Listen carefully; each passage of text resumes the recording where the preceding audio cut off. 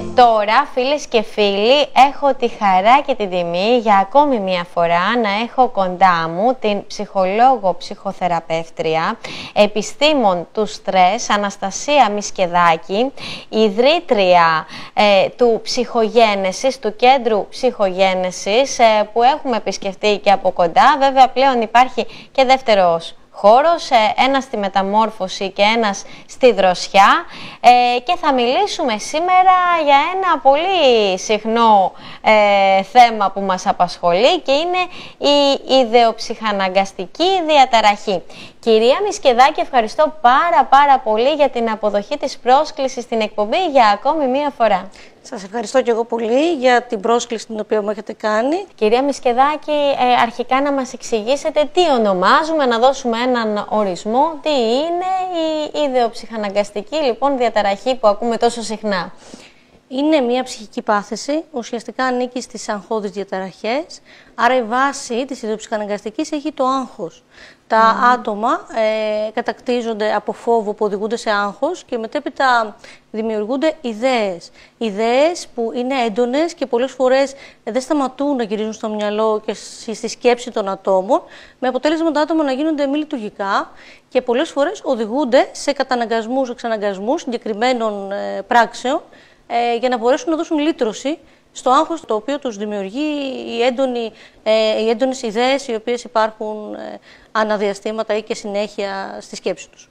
Τι ιδέες είναι αυτές, ποια είναι τα συμπτώματα? Ακούμε συχνά ένα πολύ έτσι που το λέμε όλοι, ότι είμαι ψυχαναγκαστική, ψυχαναγκαστικός, και εννοούμε ότι μπορεί να πήγα πολλές φορές να δω αν έκλεισα την πόρτα του σπιτιού, αν κλείδωσα.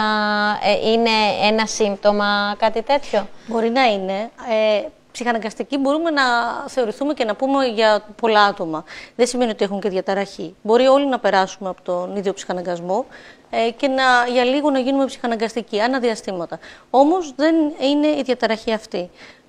Όταν υπάρχει διάγνωση ιδιοψυχαναγκαστικής διαταραχής, εκεί το άτομο αισθάνεται πάρα πολύ αγχωμένο, πολύ δυσκολεμένο, μειώνεται ακόμα και η λειτουργικότητά του στην εργασία του, στις σχέσεις του, τις διαπροσωπικές, όλα αλλάζουν ουσιαστικά. Τι σημαίνει λοιπόν οι ιδέες? Οι ιδέες έρχονται έντονα και μπορεί να είναι και αιμονικές, έχουν να κάνουν με σκέψεις περίεργες που καταλαβαίνει το άτομο ότι δεν είναι πραγματικές αυτές οι ιδέες. Δηλαδή σκέψεις αυτοτραυματισμού, σκέψεις ότι μπορεί να θέλουν να κάνουν κακό σε άτομα, πράγμα που δεν είναι αληθινό εννοείται, είτε και στον ίδιο του τον εαυτό. Σκέψεις ο ίδιος δηλαδή που έχει την διαταραχή αυτή θέλει να βλάψει τον άλλον.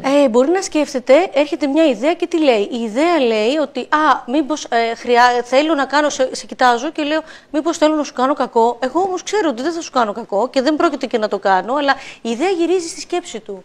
Ή ένα άλλο πολύ συχνό φαινόμενο το οποίο παρατηρείται έχει να κάνει με τα σεξουαλικά κομμάτια. Που αυτό το βλέπουμε και σε εφήβους πολύ έντονα και στους ενήλικες. Τι σημαίνει? Έχουν να κάνουν με τη σεξουαλική του ταυτότητα. Ενώ ένα παιδί, ένας έφηβος γνωρίζει ότι είναι straight ή ένας ενήλικας, ξέρει ποια είναι η σεξουαλική του προτίμηση, ή και το αντίστροφο, όταν τα άτομα είναι gay, πάλι να προβληματιστούν. Το πιο σύνηθες βέβαια είναι όταν ένα άτομο είναι straight και αρχίζει να λέει στον εαυτό του μήπως είμαι gay, μήπως μου αρέσει η γυναίκα άμα είμαι του δύο φίλου μου, μήπως μου αρέσει η φίλη μου, μήπως όλο αυτό γυρίζει. Ή αν είμαι ένα αγόρι και ας πούμε ένα αγόρι μπορεί να είναι μέλος σε ένα ποδοσφαιρικό αγώνα, σε μια προπόνηση, να σκέφτεται ότι μπορεί να δει ερωτικά έναν συμπαίκτη του, πράγμα το οποίο δεν είναι αληθινό. Ξέρει ότι δεν θέλει το συμπαίκτη του. Όμως η ιδέα γυρίζει συνεχόμενα στο μυαλό του και κάπου εκεί πρέπει να υπάρξει ουσιαστικά μια επιβεβαίωση από κάποιον ότι ναι, όντως εμένα δεν μου αρέσουν. Και κάπου εκεί έρχεται και η διαδικασία στο να μπουν σε μια ψυχολογική θεραπεία για να μπορέσουν να φύγουν από αυτό. Αυτά είναι κάποια παραδείγματα. Τώρα πώς μπορεί βέβαια κάποιος να ξεχωρίσει αν είναι πραγματική μια σκέψη ή αν είναι σύμπτωμα της ψυχαναγκαστικής διαταραχής? Εκεί γίνεται το πολύ έντονο στρες που δημιουργείται στα άτομα, γιατί αμφισβητούν τον ίδιο τους τον εαυτό σε κάποια πράγματα. Στις συγκεκριμένες κατηγορίες.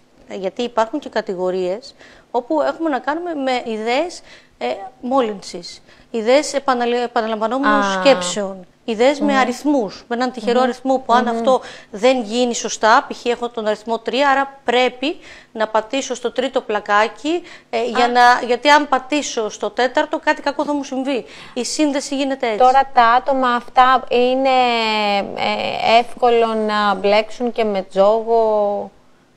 Όχι, δεν είναι τόσο συχνό. Επειδή είπατε για τυχερούς αριθμούς κλπ. Όχι, δεν είναι τόσο συχνό. Είναι κυρίως, η δυσκολία είναι οι σκέψεις, οι ιδέες αυτές, που στο τέλος, το άλλο κομμάτι της συγκεκριμένης διαταράχης έχει να κάνει με τους ψυχαναγκασμούς, εξαναγκασμούς που οδηγούνται τα άτομα. Δηλαδή, αναγκάζουν τον εαυτό τους για να αισθανθούν μία λύτρωση, να επαναλαμβάνουν και να κοιτάνε συνέχεια αν έχουν κλειδώσει, αν έχουν κλείσει το θερμοσύφωνα, αν έχουν κλείσει το μάτι της κουζίνας. Είναι πολύ συχνά, τα ακούμε συνεχώς. Είναι ένα συχνό φαινόμενο που μπορεί όλοι να έχουμε στοιχεία. Το θέμα είναι να μην ξεφεύγουμε στο κομμάτι της λειτουργικότητας. Γιατί υπάρχουν άτομα που μπορεί λόγω των συγκεκριμένων ιδεών να πλένουν τα χέρια τους, αισθανόνται ότι υπάρχουν μικρόβια στα χέρια τους, πάνω από 40 φορές την ημέρα, 40-45 και παραπάνω. Και τώρα επάνω σε αυτό, ακούσαμε πολύ έντονα την περίοδο της πανδημίας ότι τα άτομα με ιδεοψυχαναγκαστική όσον αφορά τα μικρόβια κατά κάποιον τρόπο ένιωσαν δικαιολογημένα, ήταν φυσιολογικά. Επειδή όλοι το κάναμε αυτό, χρησιμοποιούσαμε πολύ το αντισηπτικό και ίσως και σε κάποια άτομα αυξήθηκε η διαταραχή, σωστά? Πολύ σωστά. Όντως αυξήθηκε. Φαίνονται κάποια ποσοστά τα οποία θα φανούν στην πορεία και βάσει ερευνών που διεξάγονται αυτή τη στιγμή. Διότι η πανδημία ουσιαστικά ενίσχυσε τους ιδεοψυχαναγκασμούς, κυρίως το κομμάτι ό,τι έχει να κάνει με την μεταφορά μικροβίων, άρα πολλές φορές πλύσιμο χεριών, πολλές φορές αντισηπτικά, με αποτέλεσμα τα άτομα να βλέπεις ακόμα και πληγές στα χέρια τους από τον τρόπο που προσπαθούν να διώξουν την σκέψη ότι υπάρχει κάποιο μικρόβιο, υπάρχει ο ιός στα χέρια τους, αλλά πρέπει να τον διώξω. Οπότε ήταν πολύ λυτρωτικό για εκείνους το κομμάτι της πανδημίας, λυτρωτικό, ενώ ενισχύθηκαν οι ψυχαναγκασμοί και ουσιαστικά έλεγαν στον εαυτό τους ότι όντως έτσι πρέπει να γίνεται, τελικά αυτό είναι. Και η πορεία ποια είναι όμως, αυτό πάλι να ξεφύγε σε φορές και ποσοστά, με αποτέλεσμα τα άτομα πάλι να πιέζονται, να νιώθουν άγχος και να μην αισθάνονται καλά με τον ίδιο τους τον εαυτό, να μειώνουν τη λειτουργικότητά τους. Κυρία Μισκεδάκη, πάμε λοιπόν τώρα στην αντιμετώπιση. Ποια είναι η αντιμετώπιση της ιδεοψυχαναγκαστικής διαταραχής? Η πρώτη φάση σίγουρα είναι η ψυχολογική θεραπεία. Χρησιμοποιούμε γνωσιακή συμπεριφορική θεραπεία. Οπότε σημαίνει αυτό, εκθέτουμε το άτομο απέναντι σε ό,τι του προκαλεί αυτό το φόβο που τον οδηγεί στο άγχος. Να δούμε κατάματα το φόβο μας. Να δούμε κατάματα το φόβο μας. Ουσιαστικά καταλαβαίνουμε, παρόλο που είναι πολύ δύσκολο το άτομο μέσω αυτής της διαδικασίας να το αντιμετωπίσει το φόβο του, καταλαβαίνει ότι όταν εκθέτεται σε αυτό δεν θα συμβεί τίποτα. Τελικά όλο αυτό δεν είναι αληθινό, είναι απλά στη σκέψη του. Και αυτό ουσιαστικά τι κάνει, μειώνει την όλη ρίζα της διαταραχής, γιατί η συγκεκριμένη διαταραχή είναι σαν τη λερναία ύδρα και πετάει κεφάλια. Δηλαδή κόβουμε το ένα, κόβουμε το κομμάτι ας πούμε, με το πλύσιμο των χεριών και μας βγάζει κάτι άλλο και μπορεί να βγάλει και τικ σε συνδυασμό. Σε αρκετά βαριές περιπτώσεις ή αρκετά έντονες, μπορούμε να πούμε, γίνεται συνδυασμός φαρμακευτικής με ψυχοθεραπευτικής προσέγγισης.